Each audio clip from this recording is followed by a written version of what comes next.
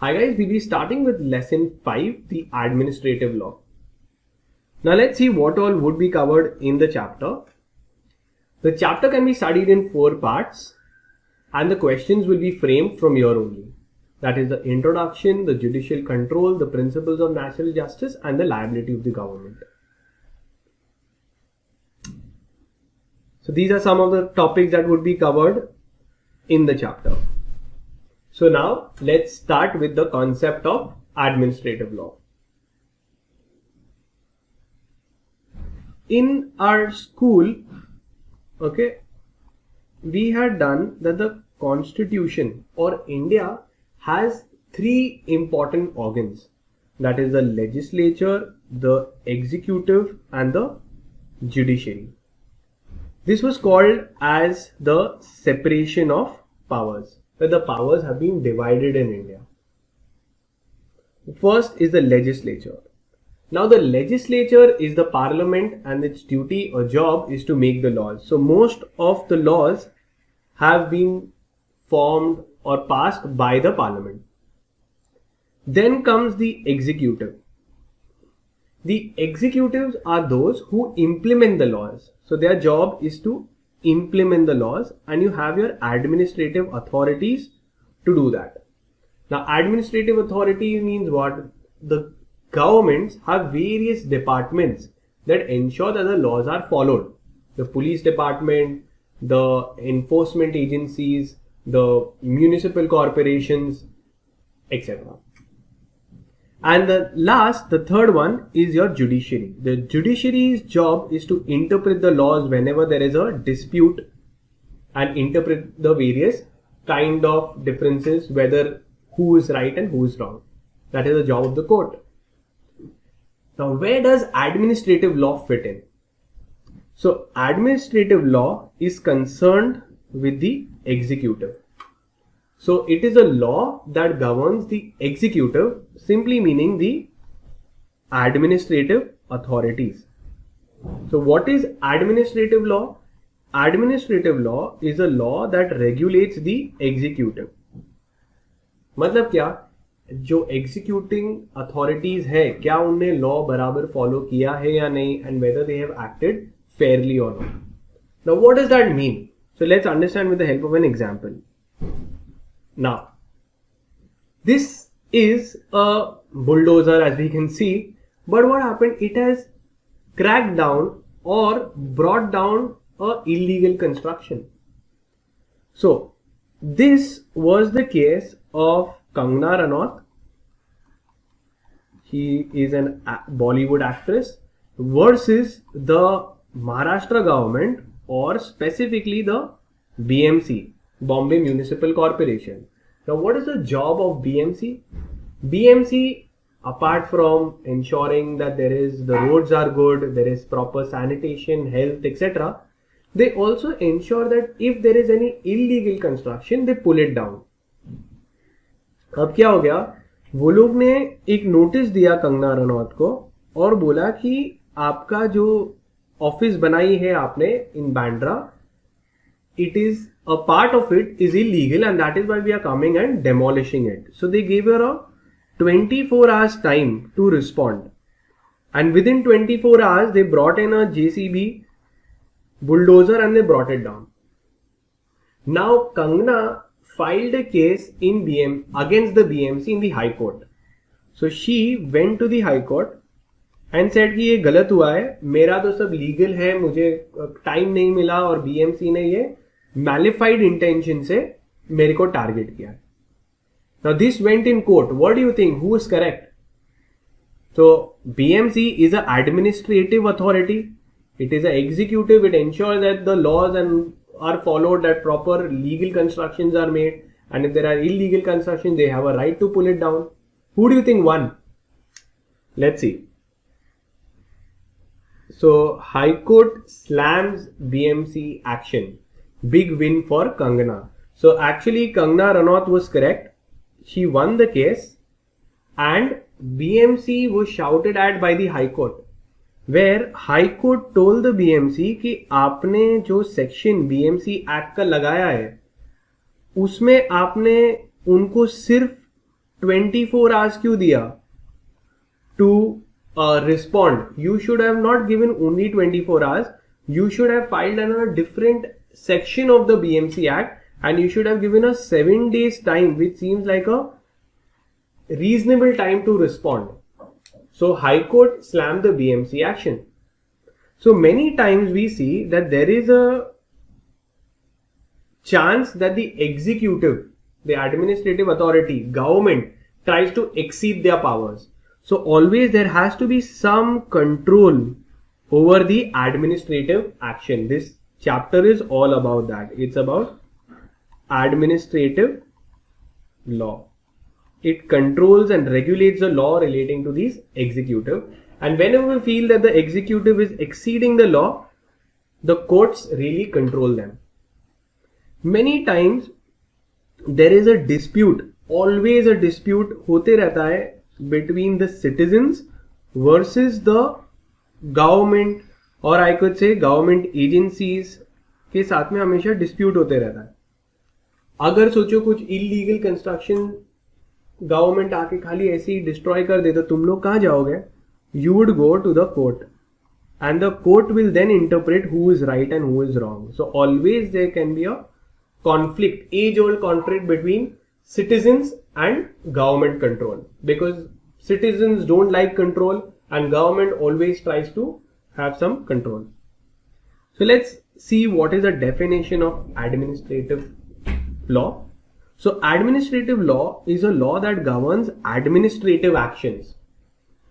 जो अथॉरिटीज होते हैं उनके एक्शंस कैसे हैं उसको बताते हैं कि आपके पास में क्या पावर्स है, आपकी क्या ड्यूटीज है, आपके कितने ऑर्गेनाइजेशन में कौन होगा हेड, कौन होगा सब हेड एक्सेट्रा, पूरा उनका स्ट्रक्चर बताते हैं. और वो इंश्योर करते हैं कि जो भी गवर्नमेंट अथॉरिटीज है वो पब्लिक को फेयर चांस देना चाहिए. So we can say it is a part of public law. It ensures that there is a legal check and control on the limit of the administrative authorities. Now we see a few definitions. It says that administrative law, okay, Kenneth Culp Davis said that the law concerning the powers and procedures of administrative agencies is called as administrative law. Administrative agencies means the government authorities.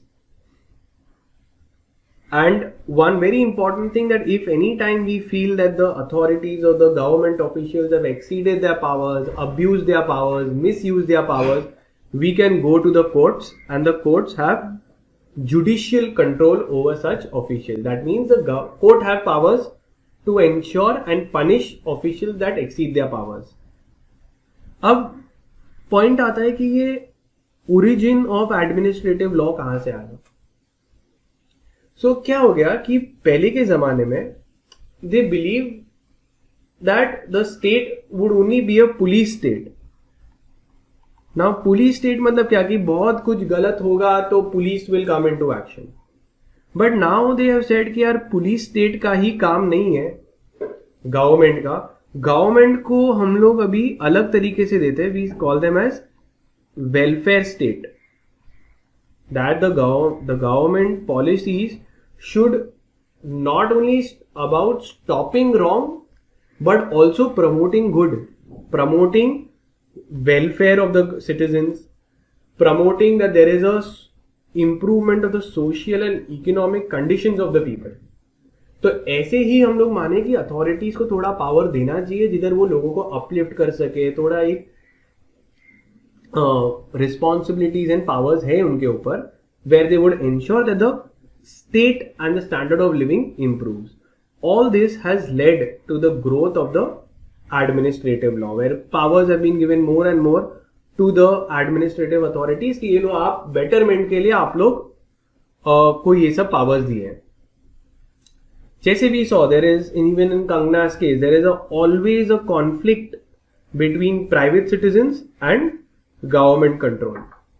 So when I say government control means what? So many times the government passes in certain laws which citizens or certain private citizens oppose, and then it is all gone into court, and then court decides who is right, who is wrong. Now the need for administrative law, ये authorities को law देने, executive authorities जो हैं उनको power देने की जरूरत क्या है? Why should we give them powers?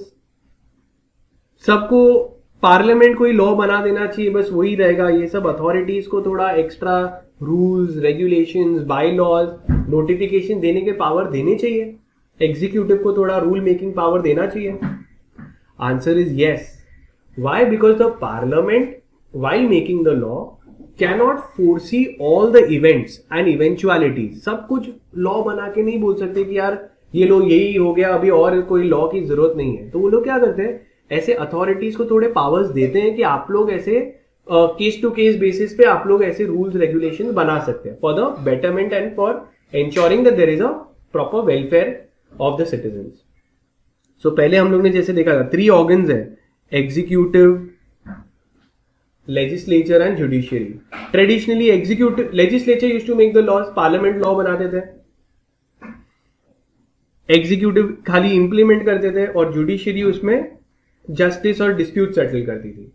However ये डिमार्केशन अभी थोड़ा इतना स्ट्रिक्ट डिमार्केशन नहीं है, थोड़ा थोड़ा powers, law making powers executive के पास में भी आते हैं। यही है एडमिनिस्ट्रेटिव लॉ की, ये जो एडमिनिस्ट्रेटिव अथॉरिटी, एग्जीक्यूटिंग अथॉरिटीज है, उनके पास में सर्टेन पावर्स है लॉ बनाने की भी, एनफोर्स करने की भी, और अगर कुछ गलत किया तो डेमोलिश और एक्शन लेने की भी। Now the states have been empowered with their executive administrative branch to fulfil in the gaps between the executive and between the legislature and judiciary. So, there has been an age-old conflict between individual liberty and government control. Okay, the goal of administrative law is to ensure that the citizens are not at the receiving end of the state's administrative power। कभी कभार ये authorities corrupt हो सकती है, तो हमारे पास में administrative law में चेक्स एंड बैलेंसेस के लिए भी प्रोविजंस रखे हुए हैं। Where any individual aggrieved by any of the actions of the administration, he or she can get it redressed।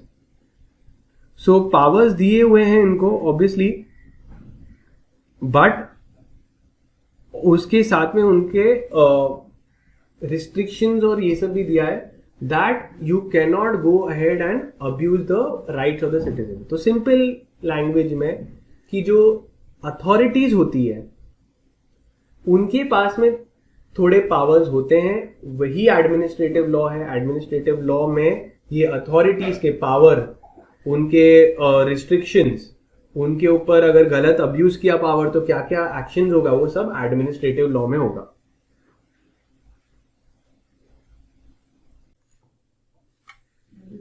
Next will be seeing the sources of administrative law. Now this has also come in the past year exam question. There are 4 important sources of the administrative law: the constitution, statutes, ordinances and judicial pronouncements.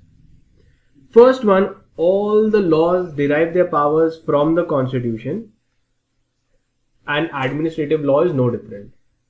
So under Article 73 for the union, that is the central government, and for the state under Article 62, the powers of the administrative law is derived.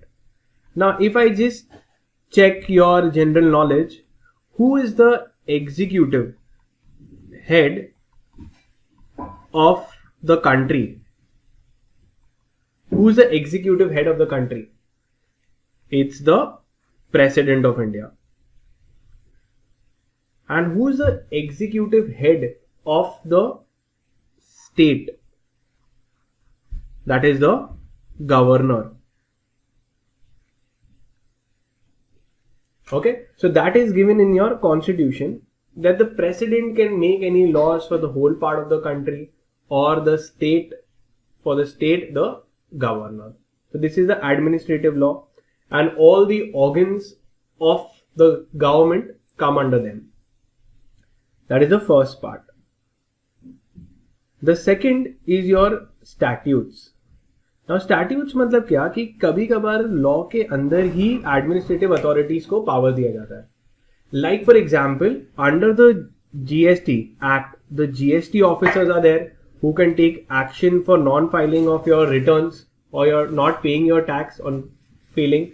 So statutes के अंदर ही जो या तो एक central statute हो या state statute हो, they empower the administrative organs or the executive with certain powers.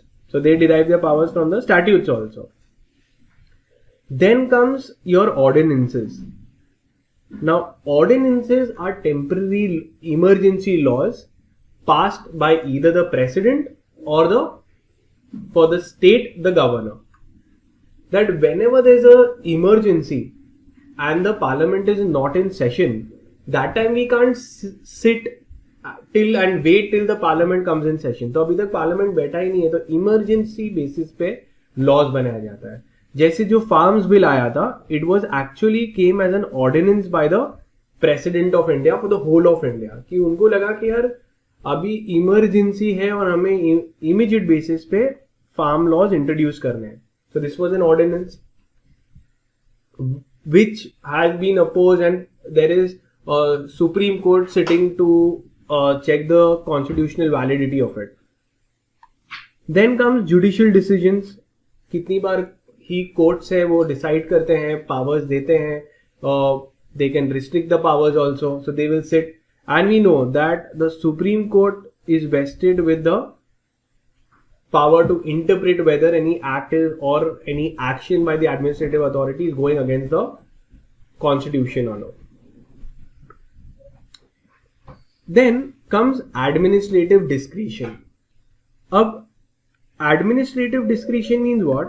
कि administrative authorities को certain discretions या options मिलते हैं कि कौन सा action लेना है, whether they should use their power in A और B.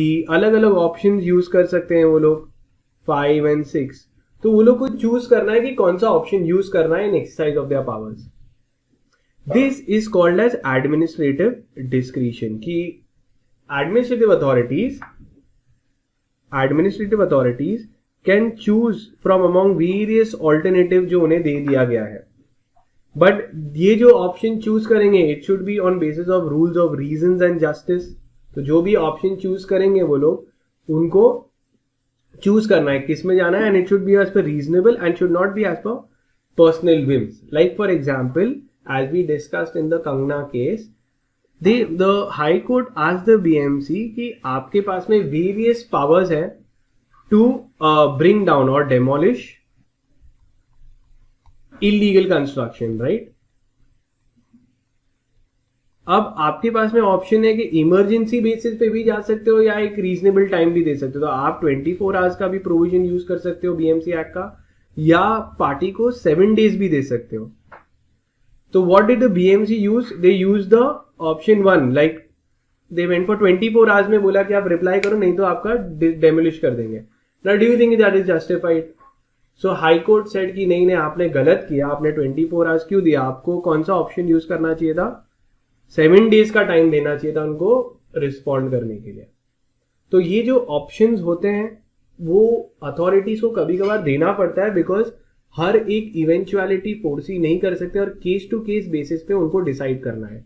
बट जब डिसाइड भी करेंगे तो अप्लाई करना है माइंड और rules of reasons and justice apply करना है, not as per whims, fancy, arbitrary, randomly कुछ भी इलीगली यूज नहीं कर सकते. वही बता रहे हैं that the exercise of the discretion should not be arbitrary, vague, fanciful, but legal and regular.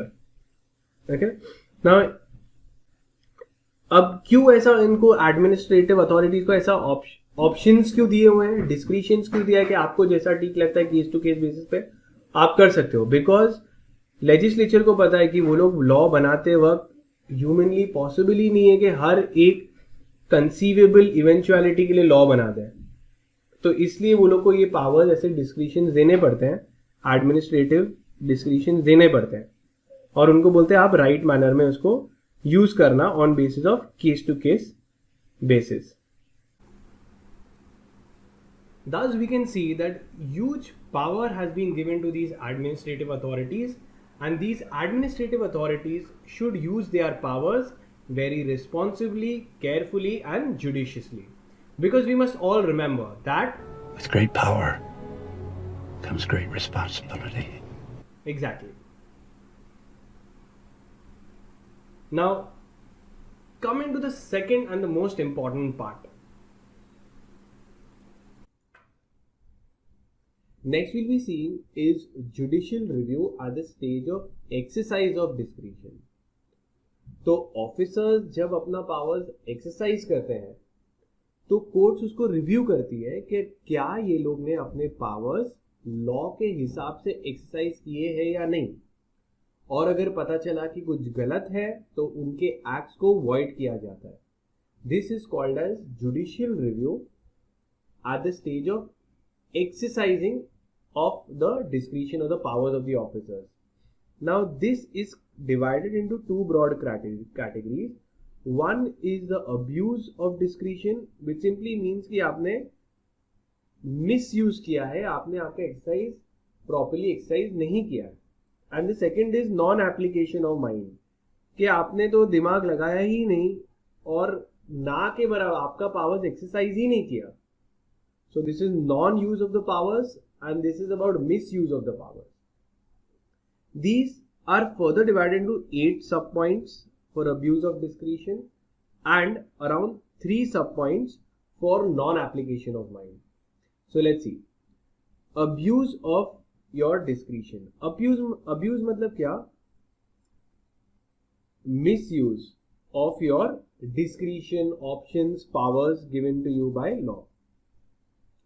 इसके अंदर 8 सब पॉइंट्स क्या है? If you had malafide intentions. Malafide intention means what? In bad faith, not in good faith. कुछ तो तुम्हारे exercise करते वक्त, इम्प्लीमेंटेशन करते वक्त आपके माइंड में गलत इंटेंशंस था. वो पर्सन को परेशान करना या वो पर्सन को पनिश करना आपने ऑलरेडी प्री कंसीव बना के रखा था. तो लॉ बोल रहा है ये आपका गलत इंटेंशन था, आपने उसके साथ में गलत किया. So bad faith means dishonest और corrupt motive. If the discretionary powers exercise by the authority with bad faith और dishonest intention, the action is quashed by the courts. तो कोर्ट्स उसको सेट असाइड कर देगी. अब इसका एग्जाम्पल है, बहुत ही इंटरेस्टिंग एग्जाम्पल है, is of Tata cellular versus union of India. इसमें क्या था कि बिडिंग होती है. जब भी गवर्नमेंट ऑप्शंस होते हैं तो बिडिंग होती है. Now what happened? Government chose a bidder, not they did not choose the lowest bidder. अब मैं गवर्नमेंट कॉन्ट्रैक्ट से रहते हैं तो क्या गवर्नमेंट गलत है जब वो लोएस्ट बिडर को सिलेक्ट नहीं कर रही है, थोड़े हायर वाले को सिलेक्ट कर रही है? तो ये मैटर कोर्ट में गया कि ये लोग ने लोएस्ट वाले को नहीं दिया कॉन्ट्रैक्ट में, किसी और को दिया. तो कोर्ट ने बोला कि नहीं, ये कुछ गलत नहीं है.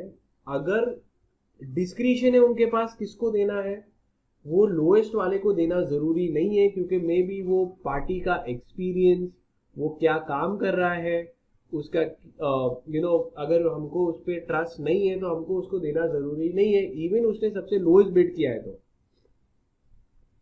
ठीक है. So Tata cellular versus union of India held that the right to refuse the lowest or any other tender is always available with the government, but the principles laid down in article 14 have to be kept in view. मतलब equality रखना चाहिए. That you have to ensure कि तुम random discrimination नहीं कर रहे हो, तुमने रीजनेबली अपना माइंड अप्लाई करके वो डिफरेंस सेट किया है. मतलब क्या? तुम मुझे बोलो, अगर तुम्हारे घर को रिपेयर करने के लिए 2 लोग आए, एक ने लोएस्ट प्राइस कोट किया बट उसका कोई एक्सपीरियंस नहीं है, क्या तुम उस लोएस्ट बिडर को दोगे? नहीं. कभी कभार हम लोग फिर भी किसी हाईएस्ट, थोड़ा हायर पे करके भी अच्छा काम कराने के लिए राइट्स रखते हैं अपने गुड फेथ में. तो वही कोर्ट्स ने बोला कि कुछ गलत नहीं है and they can refuse the lowest bidder if they want. That is called as that's valid and this is malafide. कि आपके बैड फेथ में करोगे तो रॉन्ग है, बट गुड फेथ में करोगे तो it is allowed. The second, now these 8 points you can remember the headings and you can elaborate in your own words. But if there is a case law, you can learn that. irrelevant considerations. अगर statute ने तुम्हें थोड़े powers दिए हैं for one purpose and you are using it for a different purpose and is not disregarded as a valid exercise of power, अगर तुम कोई और पर्पज के लिए यूज कर रहे हो, it is likely to be squashed by the court. तो अगर तुमको पावर्स ए के लिए दिए हैं बट तुम उसको डिसरिगार्ड करके बी पे इंप्लीमेंट करना चालू कर रहे हो, तो वो बोलेंगे कि ये is likely to be set aside by the courts. The next, if you see leaving out relevant considerations, तो अगर तुम अपना पावर एक्सरसाइज कर रहे हो और बहुत सारे रेलिवेंट फैक्ट्स को इग्नोर कर दिया, तो देन लॉ इज सेइंग आपने इतने इंपॉर्टेंट एस्पेक्ट को स्टडी किया ही नहीं, इन्वेस्टिगेट किया ही नहीं और आप एक्शन लेने चले, तो वो भी गलत है. Arbitrary orders, arbitrary means random, जो मन में आया वो लोग ने कर दिया on without any clear reasoning on basis of whims and fancies, तुम्हारे मन में जो आया वो तुमने कर दिया, तो वो भी लॉ उनको बोलेगा कि आपने ऐसा एक्सरसाइज नहीं कर सकते, इम्प्रॉपर पर्पस. तो जो पर्पस लॉ ने दिया था आप वो पर्पस से हट के कुछ और ही कर रहे हो, तो भी वो गलत हो जाता है. Colourable exercise of power, colourable exercise of power means what, I have given you powers to do A, but under the colour of doing A you are actually making laws for B. Simply meaning that if you have been given powers to do A, you should do A only. You can't disguise, color, clothe, say that I am working for A, but in reality तुम कोई दूसरा object achieve करने की कोशिश कर रहे हो. This is called as colorable exercise of power. So where you try to apparently say कि मैं तो मेरा काम ही कर रहा हूं, बट रियलिटी में तुम कुछ और काम अचीव करने की कोशिश कर रहे हो, तो काफी बार लॉ में ऐसे एक्ट्स को इनवैलिड कर देते हैं वो लोग. Next is non compliance with procedural requirement and principles of natural justice. If you have not complied with the procedural requirements और principles of natural justice, these are considered to be bad in law and law will set it aside. When you have exceeded your jurisdiction, that time again your acts can be set aside. So these are the 8 considerations that you need to keep in mind. Now we are coming to 3 non-application of mind में 3 points है. तो इसमें तुम headers important है, तुम्हें याद रखने हैं, और अंदर का content तुम own words में भी लिख सकते हो. Now let's see the heading. What does it mean? Non application of mind मतलब क्या, तुमने खुद का दिमाग लगाया ही नहीं. If you are acting under dictation, dictation means what, dictate करना, कोई तुमको डिक्टेट कर रहा है, इंस्ट्रक्शन दे रहा है, तुम अपना दिमाग लगाए बिना ही उसको काम कर रहे हो, तो लॉ बोल रहे आप भी तो अथॉरिटी हो, आपको भी तो दिमाग लगाना चाहिए था, आपने बिना दिमाग लगाए ही कर दिया, तो वो भी एक्ट्स को रॉन्ग या इनवैलिड डिक्लेयर किया जा सकता है by the courts. Let's understand. एक एग्जांपल था in commissioner of police versus Gordhandas Manjhi. इसमें क्या किया था कि the police commissioner empowered a grant of license for construction of cinemas, granted the license but later it cancelled it on the direction of the government. तो police ने पहले licence दिया था, फिर बाद में वो लाइसेंस कैंसिल कर दिया. क्यों कैंसिल कर दिया? क्योंकि उनको डायरेक्शन, डिक्टेशन, इंस्ट्रक्शंस आ गए थे गवर्नमेंट की तरफ से. अब कोर्ट ने बोला कि ऑफिसर को बुलाया, उसने ऑफिसर को बुला के बोले कि आपने क्यों कैंसिल कर दिया लाइसेंस? तो उन्होंने बोला मेरे को गवर्नमेंट ने बोला. तो कोर्ट ने बोला कि आपने ये गलत किया, आपको खुद को भी जजमेंट अप्लाई करना चाहिए था कि क्या गवर्नमेंट आपको ऐसा डिक्टेट कर रही है कि आप भी अपना दिमाग लगा रहे हो, आप बिना दिमाग लगाए आपको आगे नहीं बढ़ना है. तो इससे क्या होता है, जस्टिस मिलता है. हर ऑफिसर करप्ट नहीं होता है, प्रेशर्ड नहीं होता है, वो खुद के इंटीग्रिटी पे और अपने ट्रस्ट पे अपना माइंड अप्लाई करके ही एक्शन लेने चाहिए उसको. अगर वो अपना माइंड अप्लाई नहीं कर रहा है और किसी और का डायरेक्शन ले रहा है, तो वो इनवैलिड कर देंगे if it is without his own application of mind. The second is self restriction and third one is acting mechanically without due care. Means what? Officer himself is restricting, नहीं ये मेरा काम नहीं है, ये मेरा काम नहीं है, is acting very rigid. तो लॉ वापस उसको बोल सकते हैं कि आप जो कर रहे हो वो गलत है, आप इतना सेल्फ रिस्ट्रिक्ट मत करो, आपके पास में पावर्स है, आपको ये काम करना चाहिए था, because you are acting mechanically without due care. तो ऐसी सब चीजें भी सेट असाइड की जाती है। तो these are the 3 points. Now we come to the second part which is the, तो द फर्स्ट पॉइंट जो था ultimately is over, that constitution का part. Now coming to the second one, statutory. अब statutory में क्या होता है, very simple, अगर कुछ भी होता है तो स्टैट्यूट के अंदर ही अपील के बारे में दिया हुआ है। So there are many statutory appeals, like for example अगर इनकम टैक्स ट्राइब्यूनल से तुम ऑफिसर से खुश नहीं हो, तुम ट्राइब्यूनल के पास से जा सकते हो, वहां से नहीं तो ऑफिसर से तुम खुश नहीं हो तो ट्राइब्यूनल के पास से जाओ, ट्राइब्यूनल से खुश नहीं है तो हाईकोर्ट में जाओ। तो एक्ट के अंदर ही अपील का पावर दिया हुआ है, जिधर you can ask for judicial review, and sometimes they have given reference to the high court.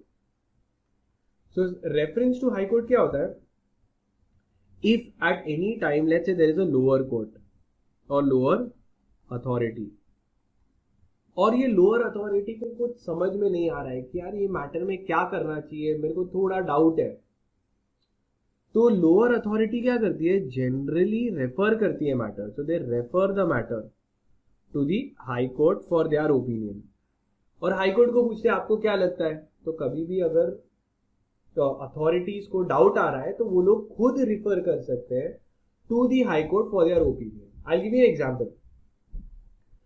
तुम सोचो अगर तुमको कॉलेज में कुछ डाउट आ रहा है तो तुम सीनियर को जाके पूछते नहीं हो कि ये मैटर में क्या करूं मैं। That is called as reference to the high court. ये कौन करता है, काफी सब एक्ट्स के अंदर ही दिया है कि अगर ट्राइब्यूनल को, लोअर कोर्ट को कोई डाउट आती है तो वो मैटर सीनियर को पूछ सकते हैं। सीनियर यहाँ पे हाई कोर्ट है। So these are statutory acts where act के अंदर ही दोनों पावर्स दिए। Third is your ordinary and equitable. ना ऑर्डिनरी एंड इक्विटेबल में भी रेमेडीज दी है। One is injunction. तो if any abuse of the powers is there, किसी का कोई काम ऑफिसर कुछ मिसयूज कर रहा है तो हम लोग इंजंक्शन मांग सकते हैं ना। Injunction means what, injunction is actually an order of court. Court का ऑर्डर लेके आ सकते हैं, और ऑर्डर में क्या लिखा होगा, या तो they will order you to do something or to not to do something. मतलब क्या, अगर तुम सोचो कि यहाँ पे मेरी बिल्डिंग है, ओके, और यहाँ पे बीएमसी है, वो लोग सडनली आके बोल रहे कि हम, मेरे को नोटिस दे दिया कि मैं ये आपका जो बिल्डिंग है इलीगल, इसको मैं आके तोड़ दूंगा। तो मैं बोल रहा नहीं नहीं इलीगल नहीं है, जैसे हम लोग तो 24 घंटे में आ रहे हैं, आप खत्म कर लो बात। तो मैं कोर्ट के पास में भाग के इमीडिएटली इंजंक्शन ऑर्डर आस्क करूंगा, और इंजंक्शन में कोर्ट को बोलूंगा आप प्लीज बीएमसी या अथॉरिटी को बोलो जरा शांति से रुके, मेरे को जरा डिस्प्यूट देने का टाइम दे, और कोर्ट्स को डिसाइड करने दो कौन सही है। सो court can give an injunction in my favour में बोलेंगे, और बीएमसी को बोलेंगे आप प्लीज आगे कुछ तोड़ना नहीं। So not to do something, एक ऑर्डर ऑफ कोर्ट आ गया। और टू डू समथिंग में कैसे आ सकता है, समटाइम्स तुम सोचो कि किसी को निकाल दिया जॉब से, सस्पेंड कर दिया, तो कोर्ट बोल सकते हैं आप उसको अपॉइंट कर लो, हम लोग को इन्वेस्टिगेट करने दो। या फिर सोचो मेरे पास में सर्टेन कॉपीज है, तुम्हारी कॉपीज है जिसपे काउंटरफीट नोट्स लगे हुए हैं, या कोई आर्टिकल है जिसपे एक मार्क रखा हुआ है, तो कोर्ट ऑर्डर कर सकती है कि ये अभी डिस्प्यूटेड है, इसको आप प्लीज इधर साइड में रख दो। तो कोर्ट डायरेक्शंस दे सकती है, तो इसको क्या बोलेंगे हम लोग, injunction. Now this injunctions could be of two kinds. Injunctions. Now this is something, injunction is a topic which will come in other chapters also. Here it's not in that much detail, but it could be of two kinds, injunctions. So injunctions are order of court either telling you to do something or telling you not to do something. Now these could be either perpetual perpetual injunctions, or these could be temporary injunctions. Temporary injunction क्या होगा? जब तक के court का जब तक के final order नहीं आता, ये सुन लो आप. तो this is temporary till the final decision of the court is given. और परपेचुअल क्या होगा? एट द एंड जजमेंट हो गया, सब एविडेंस हो गया, दोनों पार्टीज ने दे दिया, फिर कोर्ट समझ के बोलती है अच्छा मुझे लग रहा है ये सही है ये गलत है, तो परपेचुअल इंजंक्शन ऑर्डर कर देंगे. परपेचुअली आपको हमेशा यही करना है. मैंडेटरी इंजंक्शन भी बोल सकते हैं. नाउ यू टेल मी, अगर मैं कोर्ट के पास से रिलीफ मांग रहा हूं, तो स्टार्टिंग में कोर्ट के स्टार्ट में अगर कोई कोर्ट कुछ ऐसा ऑर्डर कर रही है, इंजंक्शन दे रही है, तो वो टेम्परेरी इंजंक्शन होगा और perpetual. Starting of the case में क्या होगा? It would be temporary injunction. It is on basis of the prima fascia evidence. मतलब ऑन द फर्स्ट लुक क्या लग रहा है, कौन सही है कौन गलत है, तो बोलेंगे आप रुक जाओ, जब तक कि फाइनल ऑर्डर नहीं आता आपको रुकना पड़ेगा. परपेचुअल इंजंक्शन क्या होता है? ये कोर्ट के केस के एंड में आता है. After both the parties have come and all the evidence and everything, and court has completely heard the matter, then they will give a perpetual injunction. Now this injunctions का अलग classification है. either it could be mandatory injunctions और prohibitory injunctions. mandatory मतलब आपको ये करना है, आपको ये घर से बाहर निकलना है, तो ये mandatory आपको सुनना पड़ेगा. prohibitory मतलब क्या? आप एक और इलीगल माला नहीं बनाना, अभी के अभी रुक जाओ, तो प्रोहिबिट कर रहा हूं या मैंडेट कर रहा हूं. जैसे टू डू समथिंग किधर आएगा? To do something it will come here. So when I say to do मतलब क्या? मैं मैंडेट कर रहा हूं तुमको ये करना है. नॉट टू डू समथिंग किधर आएगा? प्रोहिबिटरी इंजंक्शन के अंदर. Clear? So it's a simple topic. You can mark it as important. It will come in other chapters as well, especially specific in Relief Act. So prohibitory injunction, not to do something. दोनों में ही temporary injunction हो सकता है कि आप रुक, prohibit कर रहा हूं मैं till the final pendency of the case. और परपेचुअल क्या होगा? टुवर्ड्स द एंड जब पता चल गया कौन सही है, तो हमेशा के लिए प्रिवेंट कर रहा हूं तुमको कि आप अभी आपका ये जो कंस्ट्रक्शन इलीगल है, आप वहां पे अभी कुछ भी नहीं बनाओगे, केस का यही फाइनल ऑर्डर है, उसको परपेचुअल इंजंक्शन मिलेगी. मैंडेटरी में क्या होगा? मैंडेटरी में कोर्ट तुम्हें टू डू बोल रहे आपको कि आपको ऐसा करना है. Then the second is equitable relief में डेक्लेरेटरी एक्शन. डेक्लेरेटरी एक्शन तुम्हारे सिविल प्रोसीजर कोड में भी आएगा, which is like declaratory decree. It comes in your specific relief act only. मतलब क्या?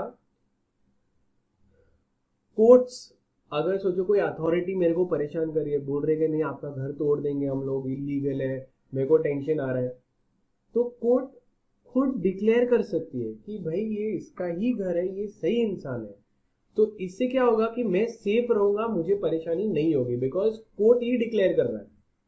So it is a remedy, discretionary remedy on the part of the court and cannot be claimed as a matter of right. तो मैं order नहीं कर सकता court को. बोलो court को अगर लगा तो वो एक डेक्लेरेशन दे सकते हैं कि भाई ये इसका ही घर है, ये इसका ही ओनर है, एक्सेट्रा. तो अथॉरिटीज फिर मेरे को ट्रबल नहीं कर सकती.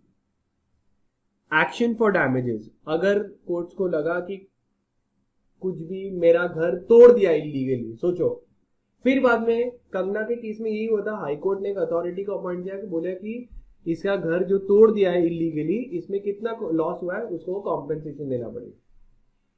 कौन देगा? BMC will give compensation to Kangana Ranaut because they have wrongfully destroyed her house. The next important concept is your principles of natural justice. The term natural justice is derived from the Latin word jus natural, which means the law of nature. The principles of natural justice is nowhere provided in the Constitution, but it is considered as a necessary element for the administration of justice. हम लोग देखेंगे certain principles कितने हैं. वो हर authority को follow करने ही है. Okay, unless the statute have denied or put it into the exceptions. वो देखेंगे हम लोग जब हम लोग रूल कर रहे हैं. अब ये नेचुरल जस्टिस के कौन से प्रिंसिपल्स है we will see, but they are saying that you know it is made for the benefit of public. के हम लोग अथॉरिटीज को बोल रहे हैं कि ये तो नेचुरल एस्पेक्ट है, आपको फॉलो करना ही है जब आप जस्टिस दे रहे हैं. And it has a wide application in administrative discretion. तो जब भी अथॉरिटीज अपना डिस्क्रिशन कर रहे हैं, जब अपना डिसीजंस ऑप्शंस यूज कर रहे हैं, उन्हें ये सब माइंड में रखना पड़ेगा. Okay, it prevents arbitrariness and injustice towards citizens. तो वो इंश्योर करते हैं कि इनजस्टिस नहीं होगा. It protects the public rights. It is derived from Article 14, that's the right of equality, and Article 21 of the Constitution. Article 21 is the right to life. तो ये दो आर्टिकल्स में से डिराइव हुआ है. Now, it is supreme to note that any decision or order which violates the natural justice will be declared as null and void in nature, unless it falls in the exceptions. मतलब क्या, जो basic principle जो अभी हम लोग देखेंगे वो सब अथॉरिटीज को फॉलो करने हैं, unless if it falls in the exceptions.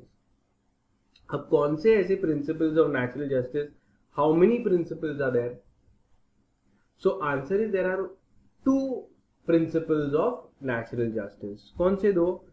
एक है nemo judex in causa sua, mean no rule against bias. And second rule is called as a Audi Alterum Partem, also called as a rule of fair hearing. Now mark it as super duper important, and this has also come in the exam. So let's see rule against bias है क्या. अब सिर्फ 2 ही rules है, but over the period of time इसके काफी सब rules बन चुके हैं. ओके, और वो हम लोग अभी स्टडी करेंगे. Firstly principles of natural justice 2 है, rule against bias and rule of fair dealing. In the course of time many sub rules were added. तो ये तुम इंपॉर्टेंट मार्क कर सकते हो ये फ्लो चार्ट को. It covers everything. Okay, there are 2 principles of natural justice as we saw. उसके sub rules देखो, ये सब रूल्स एड ऑन हुए हैं. Next is the exceptions to natural justice. मतलब ये सारे केसेस में तुम फॉलो नहीं करोगे तो चल जाएगा. We'll see what will be that. And third is effect of failure for principles of natural justice. What happens if you don't follow the natural justice. So there are these 3 parts में तुम ये answer पढ़ सकते हो. Now let's see with the first one, what are the 2 principles of natural justice and its sub-rules. The first one is your rule against bias. Simply meaning, no person should be a judge in his own case. एकदम common sense वाली बात है. अगर मेरा ही matter है, क्या I can act as a जज on something which I am the जज? मेरा ही मैटर में मैं डिसाइड कर सकता हूं? Answer is no.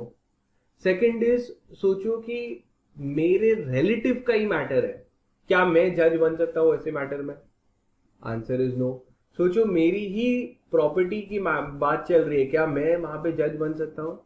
Answer is no. ये बहुत ही बेसिक सी बात है कि no person should be made a जज in his own case. Why? Because he will be biased. Bias मतलब क्या? He will be preconceived, उसके प्री जजमेंट, पार्शियलिटी होगी. This all means bias. अब बायस के अलग अलग टाइप्स होते हैं, देखेंगे हम लोग कौन से हैं.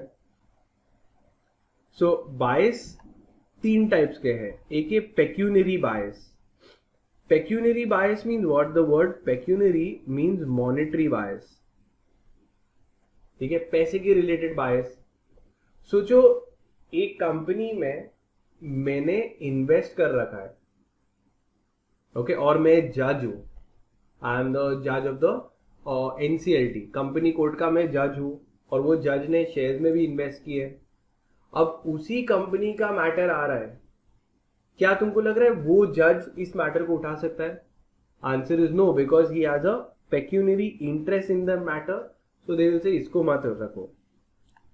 So where the adjudicator or the judge has a monetary or economic interest in the subject matter of the dispute, it is called as pecuniary bias. So it's mostly for judges कि judges कौन से matters उठा सकते हैं, नहीं उठा सकते. तो कहीं पे भी अगर उनका interest लगा हुआ है तो obviously उन्हें allowed नहीं है to give the decision because they will be biased, partial. अब सेकेंड इज पर्सनल बायस. सो जो पैसे का मैटर नहीं है बट मेरी ही वाइफ का मैटर है. Okay, so my wife is there और द जजेस wife is there. If that is the case, can he take up the matter? So let's say there is a जज and wife had a dispute with another party. There another party. अब ये dispute है. अब it happened that ये जो court room में गए वो उसका हस्बैंड जज था. तुमको लग रहा है ये मैटर चलना चाहिए? आंसर इज नो, बिकॉज ये has a personal bias. So sometimes जजेस get disqualified to take up a matter because it could be a relative, it could be a blood relation, it could be a own brother जिसका मैटर तुम्हारे court room में आया है, तो तुम उठा नहीं सकते हो matter. Okay, why? Because the relation will cause a bias in the minds of the judge. अब इसका एग्जाम्पल देखते हैं. बहुत ही इंटरेस्टिंग मैटर है. A is the father of B. ठीक है, so let's say there is A is the father of B. Okay, B is the son. And a judge in the district court. So the judge, he was also a judge of district court. ठीक है, फिर क्या हो गया? B, his son was accused of murder. अब सोचो ये ही accused है. B is accused. Can A sit as the judge? Can A, who is the father also and playing the role of a district judge, can he take up the matter? Answer is no. He will be disqualified due to his personal relationship. So it is important to note that A becomes automatically incompetent judge this case because it is his case only, his son's case, his relative's case. So he cannot be a judge of his own case because he will be biased. And this is the rule of against bias, since his son is the accused in the case. एक दूसरा case है of mineral development versus state of Bihar. अब इसमें क्या होता है? The petitioner company, okay, so now another example of personal bias. The petitioner company was owned by Raja, who was a lessee for 99 years. Okay, and the purpose he had the lease was for exploiting mica from them. तो वहां से कोई minerals extract करता था वो land में से. अब क्या हो गया? The minister of revenue acting under the Bihar mica act cancelled his license. तो जो पॉलिटिशियन था वो पॉलिटिशियन ने, इसका राजा था और जो पॉलिटिशियन था, तो पॉलिटिशियन ने राजा का लाइसेंस कैंसिल कर दिया. Cancelled the license. तो obviously Raja will be super duper sad कि उसका लाइसेंस कैंसिल हो चुका है. अब क्या हो गया? The owner of the company Raja had oppose the minister in the general elections. तो पता चला कि ये इसका पॉलिटिकल राइवल था, दोनों एक दूसरे के अगेंस्ट खड़े हुए थे. The act of cancellation by the minister was held as quasi judicial act. तो ये politicians के पास में थोड़ा पावर था. एक एक्ट था जो वो उसका मिनिस्टर था, तो उसने कैंसिल कर दिया लाइसेंस. फिर राजा कोर्ट में जाके बोल रहा है कि भाई ये मेरे और उसके बीच में एनिमिटी थी, मेरा पॉलिटिकल राइवल था, तो जान मुझ के ही कैंसिल करेगा. he should not be allowed to sit a matter, he should not be a judge in this case at least. And it was held correct that the politician could not take up such matter due to his past relationship with Raja. Okay, so since the personal rivalry was there between them and the ministers was established, the cancellation order became vitiated by law. तो जो cancellation कर दिया था उसका license became invalid in law. Then the next one is Maniklal versus Premchand. अब इसमें लिखा था here the respondent had filed a complaint of professional misconduct against Maniklal, who was the advocate of Rajasthan High Court. Okay, so कौन है यहाँ पे बंदा? मानिकलाल. ना मानिकलाल के ऊपर क्या लगा दिया? Professional misconduct. तो he will be really sad misconduct की बात. The Chief Justice of the High Court appointed a Bar Council Tribunal to inquire into the matter. तो एक ट्राइब्यूनल का बार काउंसिल ट्राइब्यूनल कि यार इसने प्रोफेशनल मिसकंडक्ट किया है कि नहीं. तो ट्राइब्यूनल सेट हुआ है. अब ट्राइब्यूनल में देखते जज कौन है. The tribunal consisted of the chairman who had earlier represented the respondent in the case. So यहाँ पे जो चेयरमैन था, now chairman had respondent, so he had represented the respondent. कहीं ना कहीं पार्टीज के साथ में इसका ऑलरेडी कनेक्शन था. तो जजमेंट ये आया that he is disqualified from becoming the judge or the chairman because if he will be biased because he already had represented, since he is also the lawyer, he had represented one of the respondent. therefore बोले आपका एक party के साथ में connection है तो आप मत बनो. तो चेयरमैन ने क्या बोला ना, इसने आगे भी कि मेरे को याद भी नहीं है, मैं तो लॉयर हूँ, कितने सारे टाइम पहले मैंने अपीयर किया हुआ इसके लिए. तो डज दैट मैटर कि मैं बहुत साल पहले यूज किया हो, मैं तो याद भी नहीं है मुझे. तो answer is no. He still cannot become the जज. क्यों ऐसा? क्योंकि वो क्या बोल रहे हैं कि हम लोग को रियल कनेक्शन या रियल बायस दिखाना जरूरी नहीं है. अगर एक पॉसिबिलिटी भी होती है तो आपको मना कर देंगे. Second, it is a case of public policy. लोगों को लगना चाहिए कि हाँ जो जज है वो डिसकनेक्टेड अनइंटरेस्टेड जज है, वो कोई भी पार्टी से कोई भी कनेक्शन नहीं है. तो एक किस्म की पब्लिक पॉलिसी के लिए रखते हैं वैसा. So see the supreme court held, बहुत अच्छा केस है, that even though the chairman had no personal contact with the client, did not even remember that he had appeared in the certain matters, and there was no likelihood of bias. लग भी नहीं रहा है कि वो bias होता, yet he was disqualified. Okay, because justice not only must be done but also must appear to be done to the litigating public. तो public को दिखना चाहिए कि हाँ जरा सा भी कनेक्शन होता है तो जज डिसाइड ही नहीं कर सकता वो मैटर, कोई दूसरे जज को लाना पड़ेगा.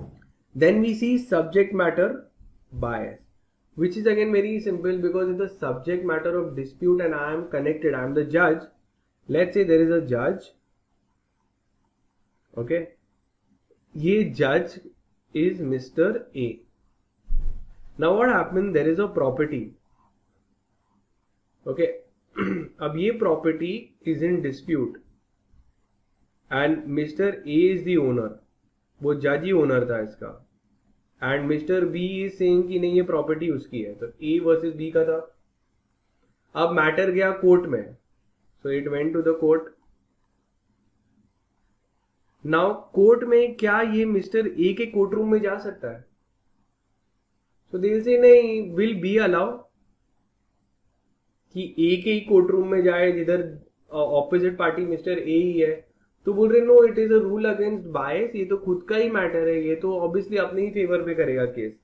तो ही becomes disqualified because the subject matter of dispute, किस बात पे झगड़ा हो रहा है? घर के ऊपर. अब सब्जेक्ट मैटर जो है केस का, उसमें ये जज इंटरेस्टेड है तो इसलिए इंटरेस्टेड जज can not sit for this. The next, the subject matter can be further divided into partiality or connection with the issue. Okay, इसके सब divisions और हैं. You can just see the heading. One is how can I become connected?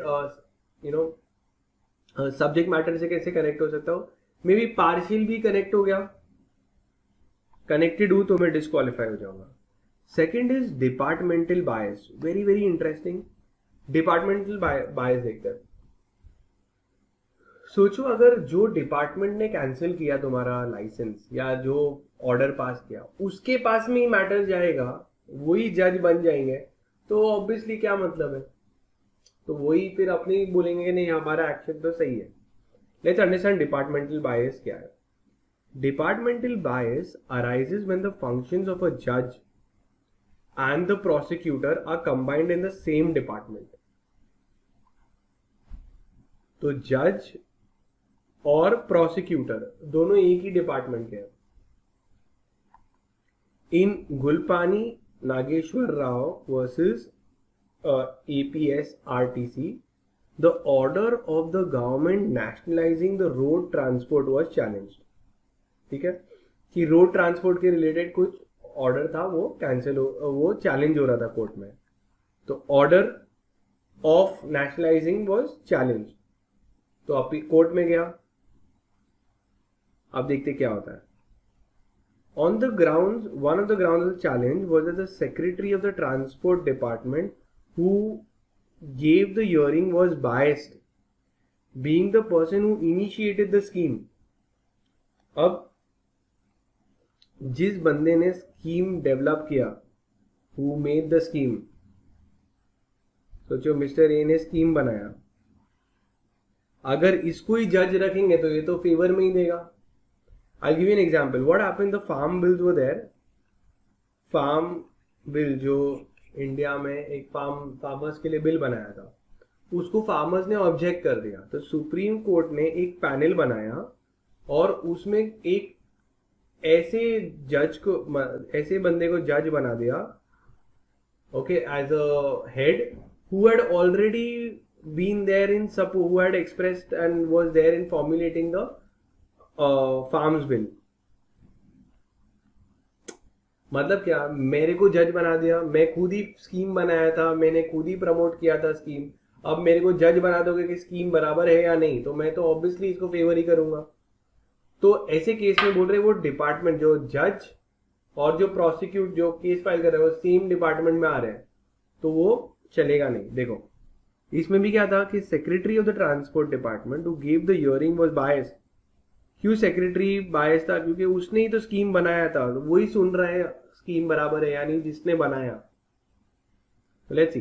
The court squashed the order on the ground that under the circumstances the secretary was biased, hence no fair hearing could be accepted. So if I am objecting to the scheme, I can't object to a person who was already who made the scheme, क्योंकि उसके हिसाब से तो वो जज बनेगा तो वो तो बोलेगा सही है. Prior utterances and pre judgement of issues. अगर सोचो मैंने ऑलरेडी अपना एक जज है, ये सब जजेस के ऊपर अप्लाई हो रहा है, जज कौन बन सकता है? ठीक है, अगर एक जज ने already priorly before the matter came to him he has expressed his opinion, तो बोलेंगे भाई इसने तो केस के पहले ही, पहुंचने से पहले ही अपना ओपिनियन बता दिया फेसबुक पे, ट्विटर पे, सोशल मीडिया पे, he is commenting, he has expressed XYZ, तो बोलेंगे भाई इसको आप नहीं अपॉइंट कर सकते एज अ जज, इसने तो ऑलरेडी प्री जज कर दिया है केस, ओपिनियन जैसे दे सकते हैं. तो कोई मीडिया ने उसको पूछा होगा, उसने बोल दिया कि हाँ मैं सपोर्ट करता हूँ ये लॉ को. अब जब कोर्ट में केस होगा तो वही बंदा तो पता ही है कि वो तो सपोर्ट ही कर रहा है, तो ये प्री जजमेंट या प्री अटरेंसेस है, वो लोग भी बैठ नहीं सकते. We want a completely unbiased जज. Acting under dictation. डिक्टेशन मतलब क्या? किसी ने तुमको ऑर्डर किया और तुम काम कर रहे हो. The mode of exercising a valid powers improper unreasonable, then it is considered to be a abuse of power. Then your next one is your rule of fair hearing or also called as audi alteram partem. Audi alteram partem means what? Let the other side be heard. मतलब अगर मैं जज हूं तो एक ही party का सुन के मैं ऑर्डर पास नहीं कर सकता. सिंपल सा लॉजिक है, मेरे को दूसरी पार्टी का भी सुनना पड़ेगा, which is called as let the other side be heard. The second principle is called as audi alteram partem. No person should be condemned, sentenced, unheard. अब इसके लिए क्या essentials है? नोटिस देना चाहिए उस बंदे को अपोज करने के लिए. सोचो कि किसी ने कंप्लेन किया तो रिस्पोंडेंट जो है उसको हम लोग अपॉर्चुनिटी देंगे, भाई तेरे ऊपर केस हुआ है, तू आके अपने आप को डिफेंड कर. तो पहले उसको इन्फॉर्म करना पड़ेगा, नोटिस देनी पड़ेगी, समन्स देना पड़ेगा कि भाई आप आ जाओ आपके लॉयर को कंसल्ट करके ये तारीख को इतने बजे. And then I give them a proper hearing, I listen what they have to say. This called as hearing. इसके फर्दर सब डिविजन है. The following are the ingredients of a rule of fair hearing. तुम ही सोचो, अगर तुम जाके किसी को कंप्लेन कर रहे हो तो क्या क्या तुमको राइट्स चाहिए. Right to notice. किसी ने तुम्हारे ऊपर कंप्लेन किया तो तुमको नोटिस मिलना चाहिए, अपॉर्चुनिटी मिलनी चाहिए टू एक्सप्रेस योरसेल्फ. तो पहले तो इंफॉर्मेशन मिलना चाहिए. Notice means what?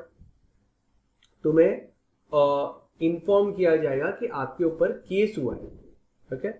There is a duty on the part of the deciding authority, that is a जज, to give notice to a person before taking any action against him. Okay? Because unless a person knows the case against him, he cannot defend himself.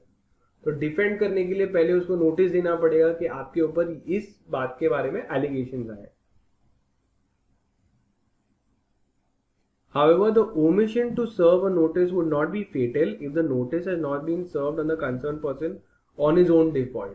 तो सोचो summons भेजा है notice करने के लिए कि भाई आप नोटिस लगाया गया है कि आपको इतने बजे आना है. अब तुम जानबूझ के आ रहे ही नहीं हो, you are trying to avoid the notice कि तुमको कोई इन्फॉर्म ही नहीं करे. तो ऐसे केस में क्या होता है, देन तुम ये डिफेंस नहीं ले सकते कि मेरे को नोटिस नहीं मिला. अगर तुम खुद ही उसको अवॉइड कर रहे हो तो then you can't say omission हो गया है सर्व करने में notice, because you were yourself avoiding. एक बार नोटिस मिल गया तुमको, फिर तुम आओगे and you are right to present your evidence and present your case. Not only that, तुम अपना एविडेंस तो लाओगे ही, और बाजू वाली पार्टी ने जो एविडेंस दिया है तुम्हारे अगेंस्ट, तुम उसको रिबट कर सकते हो, चैलेंज कर सकते हो, उसको क्रॉस एग्जामिन कर सकते हो. विटनेसेस अगर कोई आए हैं तो तुम्हें एक अपॉर्चुनिटी मिलेगा विटनेसेस को घुमाने के लिए, विटनेसेस को क्रॉस एग्जामिन करके उनको रॉन्ग प्रूव करने की अपॉर्चुनिटी मिलेगी. This is called as a right to rebut, that is challenge, oppose the adverse means जो नेगेटिव एविडेंस तुम्हारे अगेंस्ट आया है उसको तुमको एक अपॉर्चुनिटी मिलेगी. अब कैसे करेंगे हम लोग? मूवीज में देखते क्रॉस एग्जामिनेशन करते विटनेसेस के साथ में, ताकि जज को प्रूव कर सके कि विटनेसेस इतना कोई जेन्युइन है नहीं. मैं अपने लॉयर्स को लेके आ सकता हूँ लीगल रिप्रेजेंटेशन में. जब मेरे को हियरिंग होगी तो जरूरी नहीं कि मैं ही बोलूँ, मैं अपने लॉयर को भी किसी को, एक लीगल प्रैक्टिशनर को रिप्रेजेंट कर सकता, वो परमिट कर सकता हूँ कि मेरे को लीगली रिप्रेजेंट करें. Then comes disclosure of evidence. तो मेरे को फुल अपॉर्चुनिटी मिलना पड़ेगा, दिया जाएगा to explain every material that is sought to be relied upon against him. तो मेरे अगेंस्ट जो भी एविडेंस है मेरे को डिस्क्लोज किया जाएगा कि ये आपके अगेंस्ट खड़े हुए हैं, ये आपके अगेंस्ट मिला हुआ है. स्पीकिंग ऑर्डर, जो फाइनल जजमेंट भी आएगा, that judgement will be along with the reasons. It is called as the order speaks for itself. Order copy जो आती है तो उसमें पूरा रीजंस दिया रहेगा, तो मेरे को समझ में आएगा कि मेरा ये एविडेंस माना नहीं गया है, ये एविडेंस, जजमेंट का रीजन क्या है. तो कभी भी जजमेंट देखोगे, it is the decision of the judge along with the reasons. अब रीजंस मिलेंगे तो ही तुम अपील में जा पाओगे, तो ही तुम बोल सकते कि नहीं जज ने बराबर डिसीजन नहीं दिया है, इसने ये गलत समझा है, मैं अपील में जा रहा हूं. Okay, that is speaking orders. अब इसमें क्या था, एक now this you seen is तेरे नाम, सलमान खान की मूवी है, वेयर उसको ये सब शैकल्स में डाले हुए हैं, दिख रहा है यहाँ पे, शैकल्स में उसको डाला हुआ है. अब इसमें देखो क्या प्रिंसिपल्स ऑफ नेचुरल जस्टिस का क्या, how is it connected. In Sunil Batra versus the Delhi administration, the Supreme Court, while interpreting Section 56 of the Prisons Act, observed that there is an implied duty on the jail superintendent to give reasons for putting bars or shackles on the prisoner. तो उनको communicate करना पड़ेगा कि prisoner को कि आपके ऊपर ऐसे शैकल्स, ऐसे सब बेड़ियां क्यों डाली है. So it's a principles of natural justice. And he will be given an opportunity to oppose it also. Okay, this is a part of Article 21, which is like right to life. Okay, so जो भी order pass किया है वो reasons के साथ में कि आपके ऊपर बेड़ियां क्यों लगाई गई है. नाउ जरूरी नहीं है कि हमेशा नेचुरल जस्टिस फॉलो हो. There are exceptions to the natural justice where you don't have to follow the natural justice. We'll see what are the points. And these are just exceptional cases. Normally अगर silent है तो natural justice follow होना ही पड़ेगा. But अगर specifically act में लिखा है कि हम लोग जानने के बावजूद प्रिंसिपल्स ऑफ नेचुरल जस्टिस नहीं प्रोवाइड करना चाहते, तो then it will prevail and we can exclude and not give the principles of natural justice. ये कैसे हो सकता है और कौन से केसेस में देखते हैं. तो अगर स्टैट्यूटरी एक्सक्लूजन है, स्टैट्यूट के अंदर ही बोला है कि प्रिंसिपल ऑफ नेचुरल जस्टिस इस मामले में देने की जरूरत नहीं है, तो कौन से मैटर में, अगर कुछ emergency interim disciplinary action, academic evaluation and impracticability. तो देखेंगे पहले एक एक करके योर स्टैट्यूटरी एक्सक्लूजन. तो ये सब एक एक करके आएंगे. स्टैट्यूटरी एक्सक्लूजन अगर एक्ट के अंदर ही मेंशन किया है कि इसको नहीं देना है. So the principles of natural justice are not capable of exclusion. ऐसा नहीं है कि एक्सक्लूड नहीं कर सकते, कर सकते हैं. द स्टैट्यूट में exclude them. When the statute expressly excludes the application of principle of natural justice, the courts do not ignore the statutory mandate. अगर पार्लियामेंट में स्टैट्यूट मतलब एक्ट के अंदर ऑलरेडी मेंशन किया है कि नहीं देना है प्रिंसिपल ऑफ नेचुरल जस्टिस, तो वो फिर बाद में कोर्ट्स उसको रिस्पेक्ट करेगी और नहीं देगी. ओके, बट हमेशा ये जो चीज है it should be, it will have to test the stand of constitution के कॉन्स्टिट्यूशन के हिसाब से वैलिड है या नहीं ये प्रोविजन, जहां पे मैं प्रिंसिपल ऑफ नेचुरल जस्टिस नहीं दे रहा हूं. अब कौन से केसेस है देखते हैं, बहुत इंटरेस्टिंग केसेस है. First is emergency. अगर हमें लग रहा है कोई स्पाई है तो उसको इमीडिएटली अरेस्ट कर लेते हैं, उनको नहीं बताते हम लोग कि रीजंस भी नहीं देते, कुछ नहीं करते हम लोग, सीधा उसको जेल में डाल सकते हैं. जब प्रिवेंटिव एक्शन ले रहे हैं, अभी तक तुमने कुछ किया भी नहीं, कुछ अपॉर्चुनिटी बीइंग हर्ड, कुछ देने की जरूरत नहीं है, सीधा डब्बे में बैठो, जेल में बैठो, हम लोग बाद में देखेंगे क्या करना है. तो during this interim period it is allowed to not give you principles of natural justice. Now this is done in larger public interest. यही Maneka Gandhi versus union of India में बोला गया है कि अपॉर्चुनिटी, फर्स्टली दे सेड कि public safety के लिए आपका नेचुरल जस्टिस के राइट्स ले सकते हैं हम लोग. Maybe if it's an emergency or it is there is external aggression and threat to the country, we can then put you behind bars and not follow the principle of natural justice also. Generally terrorist activities में ये सब करते हैं.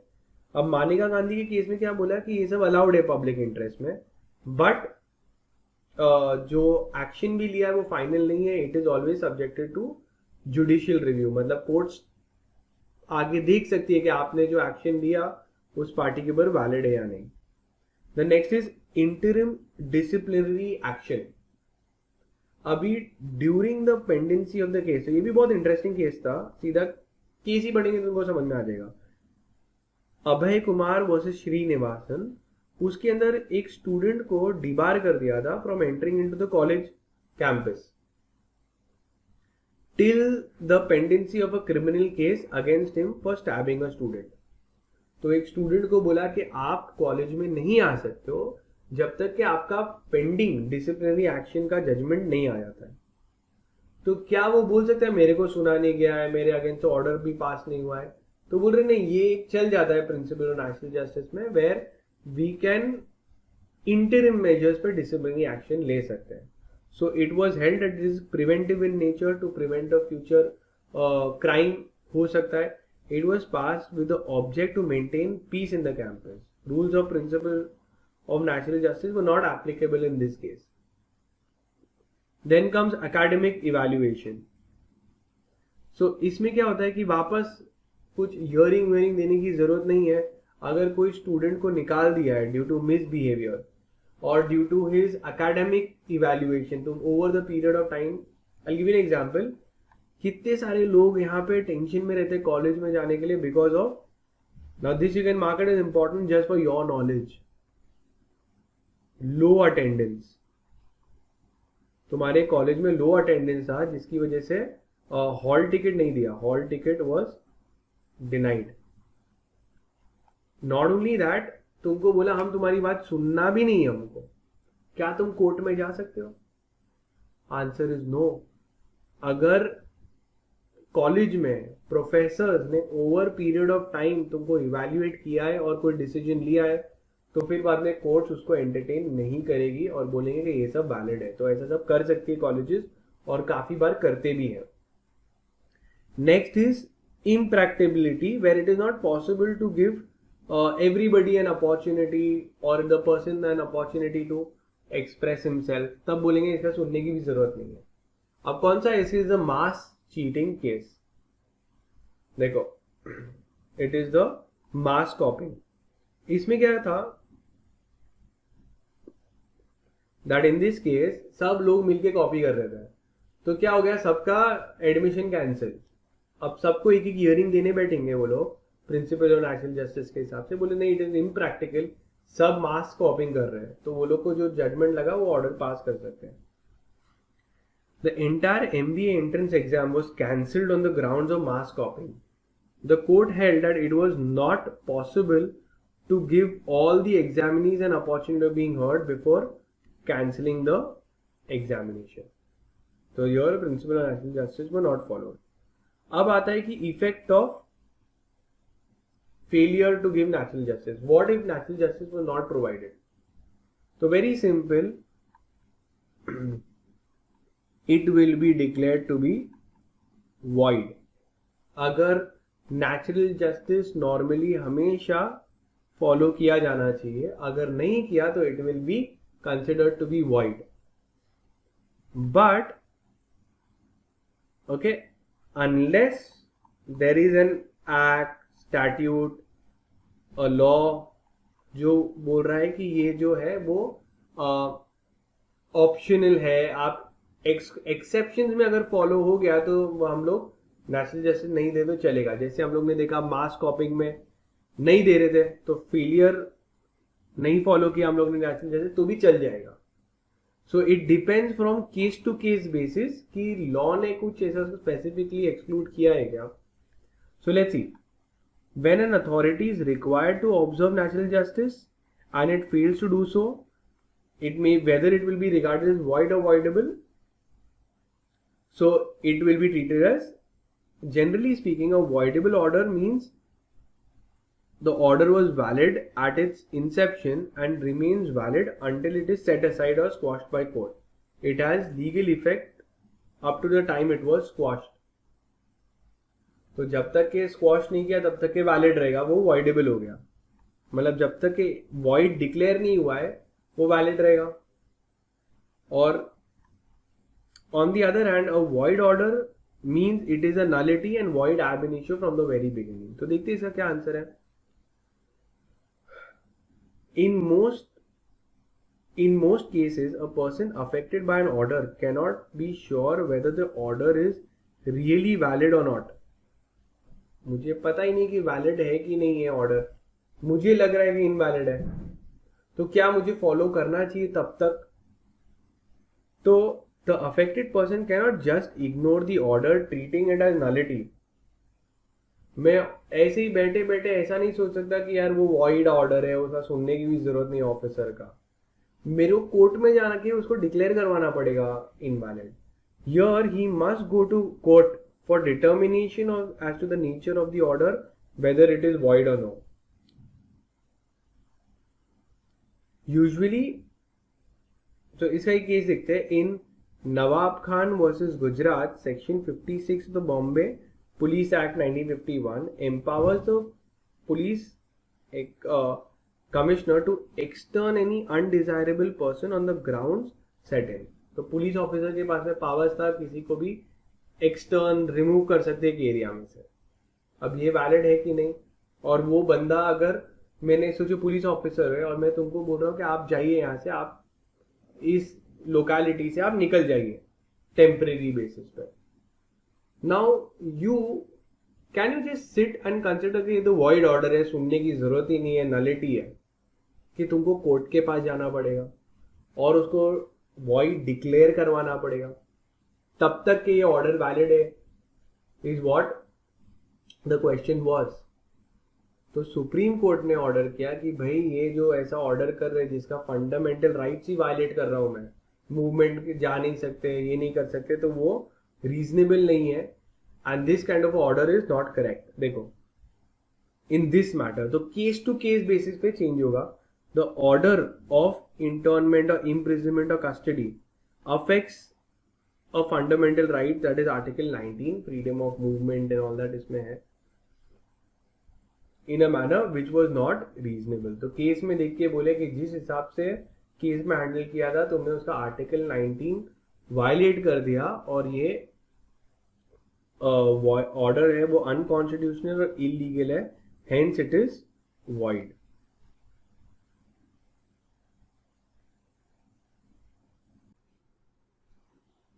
Now we begin with the last part of the chapter which is your government liability in case of contracts, quasi contracts, torts, and then the damages.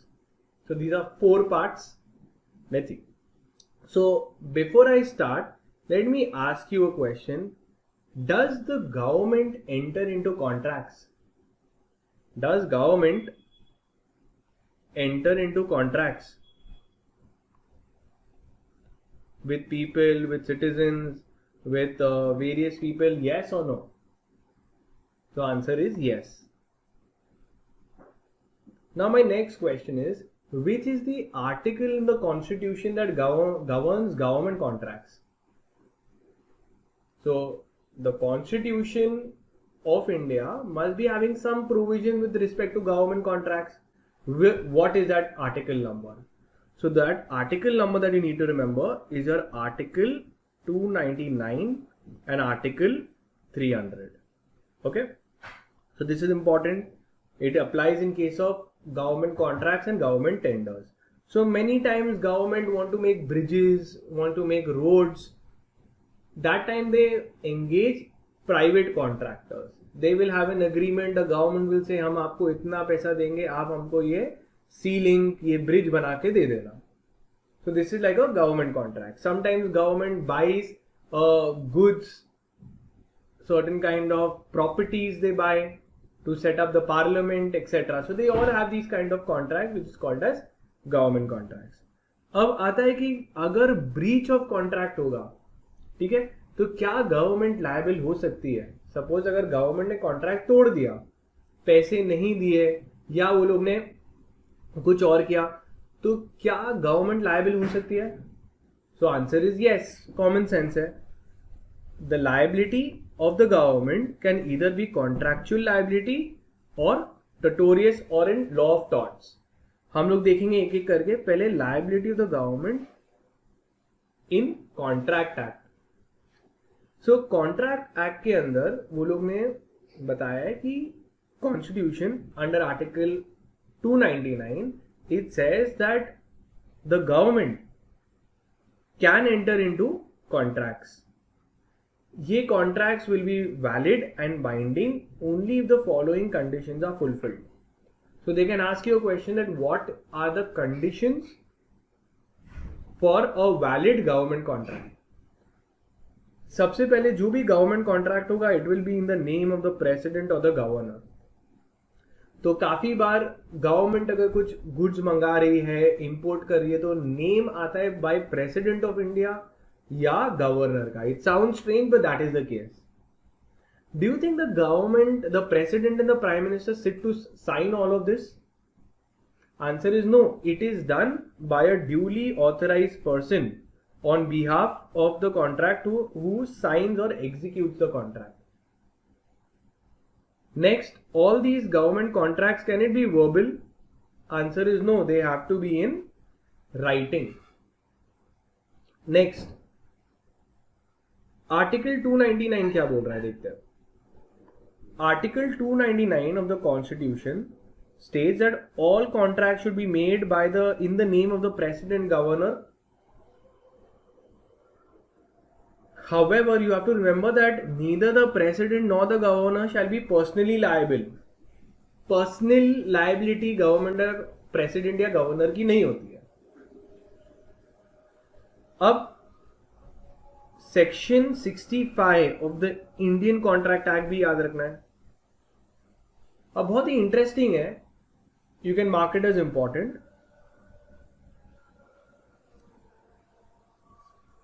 अगर government को कोई benefit मिला है,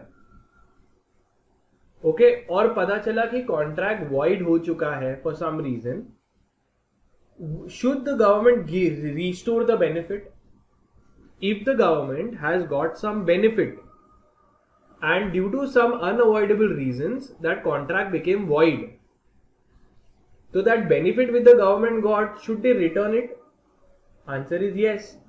देखो, where an agreement is discovered to be void or a contract becomes void, any person who has received the advantage under such an agreement or contract is bound to restore it or compensate it for it और to return it. मतलब क्या, सोचो अगर government ने कोई contract किया था with a contractor, okay, contract किया था and let's say the contractor को एडवांस पैसा दे दिया है, advance money has been given to the contractor. Now for some reason that contract could not be executed, got frustrated, subject matter got destroyed, it was found that there is a change in law and government, that contract we cannot enter, and it became void due to some change in law or circumstance. That contract became void. Ab, should this contractor return the money, return the benefit that he has got in a void contract? Answer is yes. This is what they're saying. An agreement is discovered to be void. Any person who has received an advantage under such an agreement is bound to restore it. अब ये vice versa case भी होता कि government को benefit मिला है तो भी वो अप्लाई होगा. ओके, सो ईदर वेज कोई भी पार्टी को वाइड कॉन्ट्रैक्ट में हुआ चाहे वो गवर्नमेंट क्यों ना हो, उनको वो रिस्टोर करना पड़ेगा. ये यहाँ पे लिखा हुआ है. Therefore, if the agreement is with the government is void, the party receiving such an agreement is bound to restore it. Now, effect of a valid contract with government. अगर तुमने एक contract enter कर लिया है और वो valid है, तो क्या effect होगा? They can ask you. So, what is the effect? Simple सी चीज है, जैसे नॉर्मल कॉन्ट्रैक्ट में तुम बाउंड होते हो वैसे ही गवर्नमेंट भी बाउंड हो जाती है. So all the rules, principles, provisions of Indian contract act will also apply to government contracts. तो देखो, it's very simple. As soon as a contract is executed with the government in accordance with article 299, whole of the contract act comes into operation. In India, the remedy for breach of contract is a suit for damages. तो वो भी हो सकता है. In Gujarat State Financial Corporation versus Lotus Hotel, वो लोग ने क्या बोला? That held that even the writ of mandamus can be issued against the government.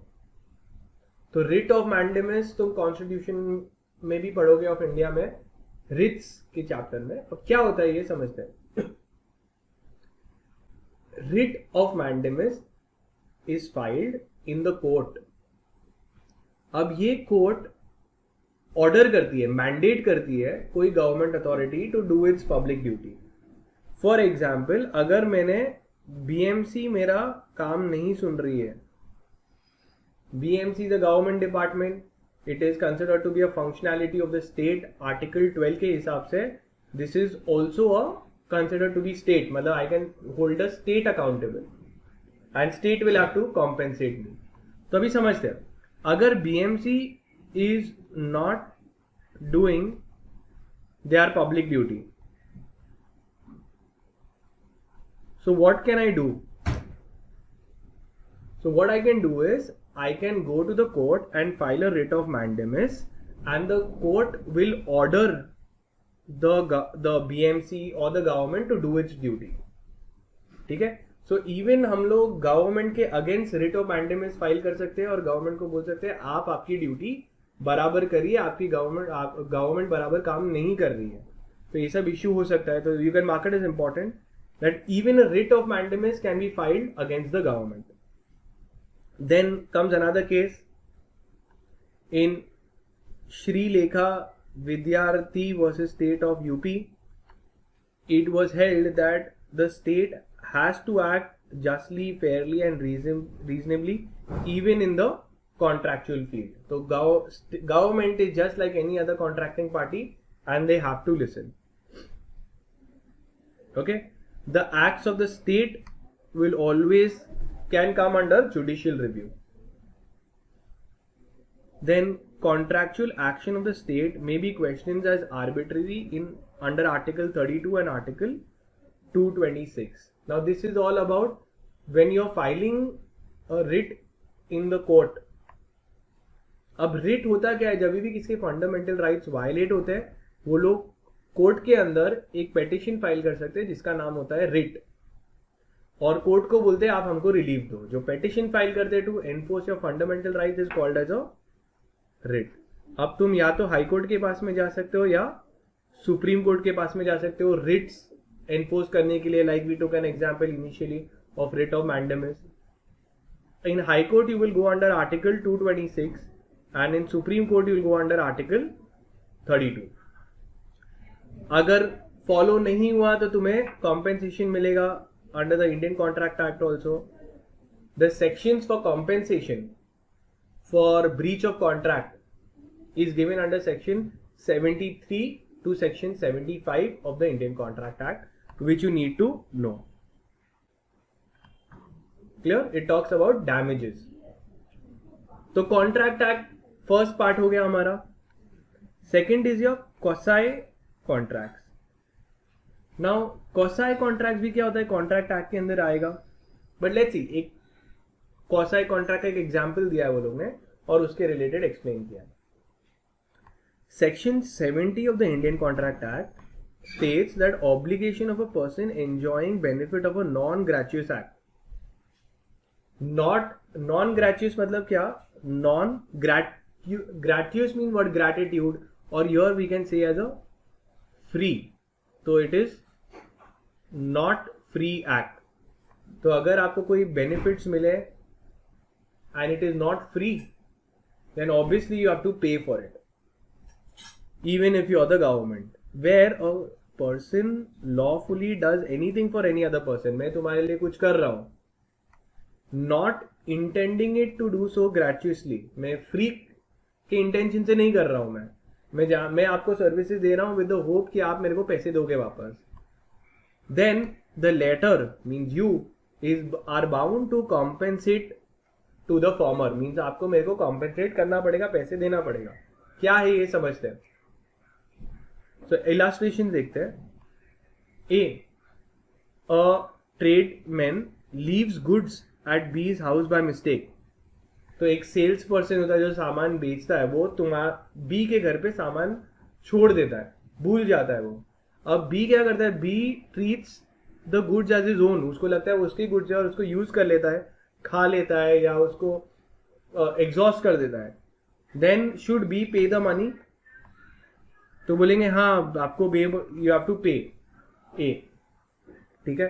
Now this same thing concept है, it can also be enforced against the government, where government के लिए कोई not free act करता है, non ग्रेचुइट act करता है, तो government को उसके लिए कॉम्पेंसेट करना चाहिए. That is your section 70.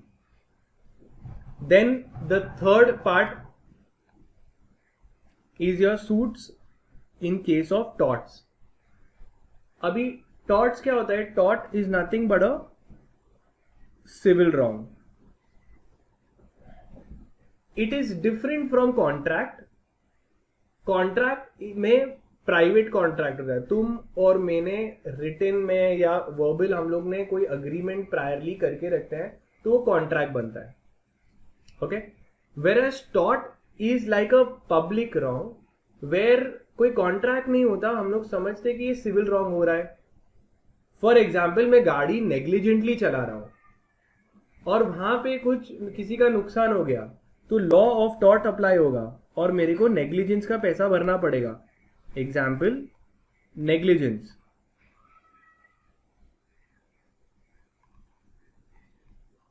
Negligence, सो इसमें क्या कॉन्ट्रैक्ट हुआ था मेरा वो दोनों पार्टी का? नहीं. क्या क्रिमिनल केस करना चाहता हूं मैं? Answer is no. Criminal case में बाजू वाली पार्टी को जेल होगी. मैं चाहता हूं कॉम्पेंसेशन, तो मैं लॉ ऑफ टॉर्ट्स के अंदर ये एक सिविल रॉन्ग बोल के नेग्लिजेंस के लिए पैसे क्लेम करूंगा. ओके, सो कॉन्ट्रैक्ट एक्ट में पार्टीज का प्रायर एग्रीमेंट होता है. In torts it is a public wrong, public civil wrong. Like negligence करना, आप पब्लिक को ही परेशान कर रहे हो. So can the state be held liable under torts? Let's take an example. You have a BEST bus driver. BEST bus driver. ठीक है. अब यहां पे गवर्नमेंट बस पकड़ लो. He is driving a government bus. उसने एक्सीडेंट कर दिया और किसी को लॉस कर दिया. एक्सीडेंट हो गया एंड सिटीजन की गाड़ी डैमेज हो गई. So tell me one thing, who will be held responsible? The now let's say mister A की गाड़ी डैमेज कर दी. Mister A is sad. Okay, he is the victim, और I could say he is the person who got the loss. So mister A will file a case on the driver. कि driver को बोलेगा compensation भरो, कि बोलेंगे ये तो government का ड्राइवर है, तो मैं स्टेट के ऊपर केस फाइल करूंगा कि ड्राइवर के ऊपर? कॉमन सेंस से मिस्टर ए बोलेगा कि भाई ड्राइवर क्या पैसा देगा मेरे को, इसके ऊपर केस नहीं फाइल करेंगे. According to the principles of vicarious liability, the state will be held liable. So this if you read in the law of torts, जो तुमको आएगा टॉर्ट्स के चैप्टर में, there is a concept of vicarious liability, where the agent can be held liable for the principal. Agent's wrong, the principal will be held liable. Servants wrong, the master will be held liable. So this is all called as vicarious liability. So the point is, in case of this negligence, the driver will not be held liable, but the state who appointed the driver will be held liable. This is what they are saying. ये article 300 के अंदर बोल रहे हैं, declares that the government of India or the state may be sued for notorious acts of his servants. Mark करो, important. अभी ये case था about rash, about his negligent driving and damages, and states have been held accountable and have to make compensation to the aggrieved person. अब देखोगे यहाँ पे PMO ये case के अंदर सेम फैक्ट्स है. बहुत ही सुपर डुपर फेमस केस है, और well known case on the supreme court is a state of Rajasthan versus Vidyavati. ये मार्क कर सकते हो, इंपॉर्टेंट, एग्जाम में भी आ चुका है. ओके, और इंपॉर्टेंट भी है.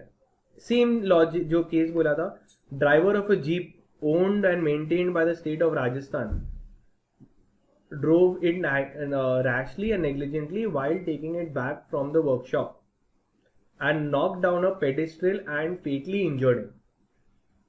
The state was sued for damages. The Supreme Court and the state was vicariously liable for the damages caused by the negligence of his driver. समझ में आया ये? तो ये बहुत ही सुपर इंपॉर्टेंट केस है. टॉर्ट्स में अगर आया तो तुमको ये लिखना ही है. The next is Kasturi Lal versus State of UP. The government was not held liable for the torts of the committed for a servant because of the sovereign functions of the state. अभी देखेंगे क्या है sovereign non sovereign का. ये जो sovereign functions है वो हम लोग देखेंगे क्या है. ओके वो आगे आएगा concept. So whenever, in short, whenever there are sovereign functions, government is exercising sovereign functions, then the government cannot be held liable. In non-sovereign functions, the government will be held liable. ठीक है, वो क्या है हम लोग अभी आगे देखेंगे. First, damages. Now obviously अगर state ने गलती कर दी तो क्या होगा? Damages मिलेगा जैसे normally होता है. तो इसमें क्या हो गया था ये केस में? ओके इट्स देखना कितना बड़ा नेग्लिजेंस है. ठीक है, और क्या कर सकते हैं हम लोग. लॉजिक देखना. Rudal Shah versus state of Bihar. Here the petitioner was illegally detained in the prison for over 14 years. Over 14 years उसको जेल में रखा था. वो बंदा बोल रहा है कि मैं इनोसेंट हूँ. आफ्टर 14 years उसको रिलीज किया और पता चला यार आप इनोसेंट है. वीर ज़ारा देखा था मूवी? वीर ज़ारा शाहरुख खान को बाद में बोलते हैं ही सेड मैं कैदी number whatever. They release him. Same way court ने रियलाइज किया कि हमने आपको 14 years तक जेल में रखा, सुपर सॉरी, और कॉम्पेंसेशन दिया. The court was awarded ₹30,000 damages to the petitioner. आगे देखते भीम सिंह में भी सेम हो गया था केस. उसको कॉम्पेंसेशन दे दिया था 50,000 रुपए का. तो कभी कभार हो सकता है गवर्नमेंट से गलती हो जाती है तो कॉम्पेंसेशन देके लॉ ऑफ टॉर्ट्स में. फिर ऐसा दूसरा एक केस था जिधर where the death of a 9-year-old boy took place on account of unwarranted atrocities and beating assault by a police officer. Court paid 75,000 compensation to the mother. Then comes क्या ये liability of public servant. जो servant है public servant उसकी liability कितनी होती है. तो दे से कि ऑब्वियसली पब्लिक सर्वेंट की गलती नहीं होगी, स्टेट की गलती होगी. मतलब एम्प्लॉय की गलती नहीं होगी, स्टेट की गलती होगी. But if the employee has exceeded his jurisdiction, has exceeded his power, और हैज एक्टेड wrongfully और हैज एक्टेड क्रिमिनली इलीगली, तब वो प्राइवेटली हेल्ड रिस्पॉन्सिबल होगा. तब स्टेट वो रिस्पॉन्सिबल नहीं होगा. फॉर एग्जाम्पल स्टेट ने कोई ड्राइवर को अपॉइंट किया, ड्राइवर ने किसी को गाड़ी ठोक दी, गुस्से में ड्राइवर ने किसी का मर्डर कर दिया, रोड रेज, मारा मारी हो गई बहुत, तो can the state be held liable for that? They said नहीं, वो उसका इंडिविजुअल कैपेसिटी में उसने ये सब किया है. ड्राइविंग का खर्चे का नुकसान हम दे सकते हैं. सो बोल रहे if he has acted outside the scope of his powers they are liable to the same extent as any other individual would be. Liability of public corporations, same concept. Public corporations के examples हैं तुम्हारे which has been set up by an act of parliament. Do you know any public corporation which you are associated with? Answer is तुम्हारी module के देखो आगे या पीछे क्या लिखा है. ICSI incorporated by an act of parliament. Even the same way the ICAI, ICWA, तुम्हारे मॉड्यूल के पीछे देखो नीचे में लिखा रहेगा it is a statutory corporation made by an act of parliament. दूसरे एग्जांपल्स कौन से हैं तुम्हारा? RBI, LIC, food corporation of India, okay, your unit trust of India. ये सब क्या होता है? Tourism corporation of India. These are all have been set up by an act of parliament. If anything has been set up by an act of parliament, it is called as a public corporation, and the same rules will apply to public corporations also. जो यहाँ पे दिया है same चीज. On principles of vicarious responsibility, same logic. Corporation is also liable for the wrongdoing of its officers. फिर एक last concept है कि स्टेट लायबल होगा, no doubt. So state's liability. अब ये इंपॉर्टेंट मार्क करना, मैं जो समझा रहा हूं. अगर सॉवरेन फंक्शंस है, सॉवरेन फंक्शंस, और दूसरा क्या है, नॉन सॉवरेन फंक्शंस.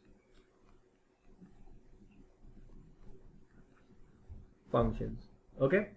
अब weather a state can be held liable, अगर उन लोग ने सॉवरेन फंक्शंस अच्छे से नहीं दिए, तो क्या तुम उनको अकाउंटेबल होल्ड कर सकते हो? तो then answer is state is not accountable.